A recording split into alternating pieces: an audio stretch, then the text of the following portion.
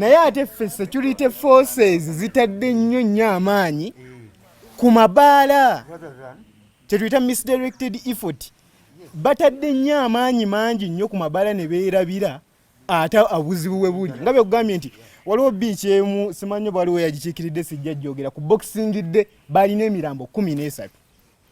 Muzee we yali ayogera namuwulira bulungi nnyo, yagamba lodges zisigale nga zikola n'amabaala tugaggale. Kyenasooka okukola kwe kuggala emiryango gyonna egy'ebbaala nesigaza omulyango oguyingira mu loogi, era nyinayo bakirayanti bange abayingira ne beebaka. Naye ate omusirikale wo wajja naye taagala yingira mu bbaala akonkona kugwa loogi. Munnange ensonyiwa, waliwo abantu abayebase muno abataagala kulaba ku kyambalo ekyo. Nedda, oba yagala mbaleke kati sooka ojje tulabe ensonga eyo tugenda gikola tutya. Ebbaala naffe tuyagala ziggulwewo tukyagale. Ebbaala twetaaga ziggulwewo abantu basanyuke.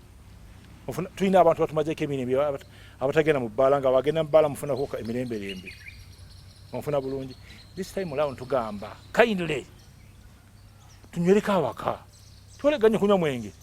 Naye nga ku mulundi guno tetugenda kukyusaamu omuntu yenna ayingira mu mazzi alina kuyingiramu nga pulezidenti anabakkiriza. Bw'aba takkiriza tetugenda kubakkiriza kuyingira mu mazzi kubanga covid mukiraba akyali mungi ate abantu bwe babeera abangi owamu covid yabeeramu.